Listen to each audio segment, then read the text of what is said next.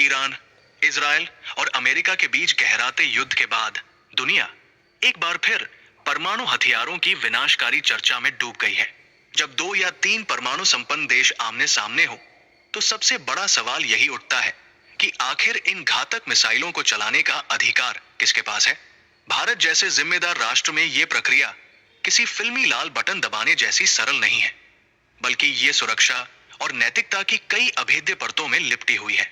भारत ने दुनिया के सामने अपनी शक्ति का प्रदर्शन तो किया है, लेकिन साथ ही एक ऐसी मजबूत व्यवस्था भी बनाई है जो ये सुनिश्चित करती है कि इन हथियारों का इस्तेमाल केवल अंतिम विकल्प के रूप में ही हो। भारत की नो फर्स्ट यूज नीति भारत दुनिया के उन गिने चुने 9 देशों में शामिल है जिनके पास परमाणु ताकत है, लेकिन हमारी नीति बाकी दुनिया से काफी अलग और शांत है।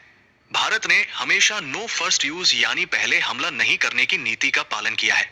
इसका सीधा मतलब यह है कि भारत किसी भी स्थिति में किसी दूसरे देश पर पहला परमाणु वार नहीं करेगा। हमारे परमाणु हथियार युद्ध छेड़ने के लिए नहीं, बल्कि दुश्मन को डराकर रखने और खुद की सुरक्षा सुनिश्चित करने के लिए है। भारत इन हथियारों का इस्तेमाल तभी करेगा जब उस पर या उसकी सेना पर किसी दूसरे देश द्वारा परमाणु हमला किया जाए। यह संयम ही भारत को वैश्विक मंच पर एक परिपक्व परमाणु शक्ति बनाता है। किसके हाथ में है इसकी कमान? आम धारणा के विपरीत भारत में परमाणु हथियारों का रिमोट कंट्रोल किसी एक व्यक्ति के हाथ में नहीं होता है। यहां तक कि प्रधानमंत्री भी अकेले अपनी मर्जी से परमाणु मिसाइल दागने का हुक्म नहीं दे सकते हैं। भारत में परमाणु हथियारों के प्रबंधन और उनके इस्तेमाल का अधिकार न्यूक्लियर कमांड अथॉरिटी (NCA) के पास सुरक्षित है। इस संस्था के 2 मुख्य हिस्से होते हैं जो आपस में मिलकर किसी भी हमले की जरूरत और उसके परिणामों का विश्लेषण करते हैं। ये व्यवस्था इतनी जटिल बनाई गई है ताकि आवेश या जल्दबाजी में कोई भी गलत फैसला न लिया जा सके और देश की सुरक्षा के साथ साथ अंतर्राष्ट्रीय नियमों का भी सम्मान हो।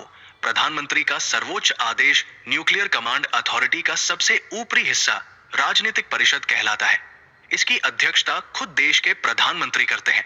ये परिषद ही वो एकमात्र संस्था है जो परमाणु हथियारों के इस्तेमाल का अंतिम और औपचारिक आदेश जारी कर सकती है।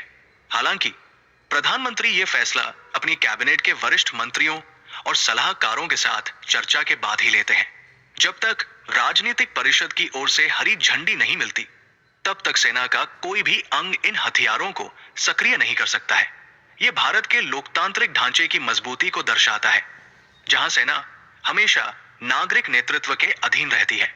कार्यकारी परिषद और NSA की भूमिका NCA का दूसरा महत्वपूर्ण अंग कार्यकारी परिषद है। इसकी कमान देश के राष्ट्रीय सुरक्षा सलाहकार के हाथों में होती है। इस परिषद का मुख्य काम राजनीतिक परिषद को जमीनी हकीकत, दुश्मन की हलचल और तकनीकी पहलुओं की जानकारी देना है।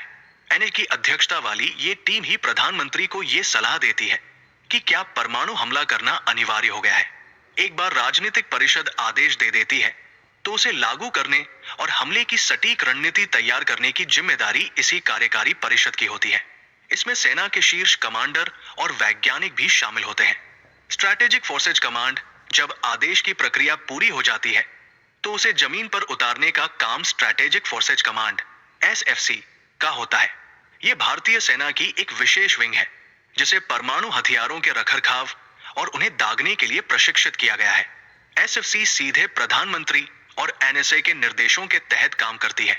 हमले के लिए जरूरी लॉन्च कोड्स का मिलान और मिसाइलों को टारगेट तक पहुंचाने की पूरी जिम्मेदारी इसी विंग की होती है। भारत की यह त्रिस्तरीय सुरक्षा व्यवस्था दुश्मन के लिए अभेद्य है और यह सुनिश्चित करती है कि हमारी जवाबी कार्रवाई इतनी घातक हो कि हमलावर देश को संभलने का मौका न मिले।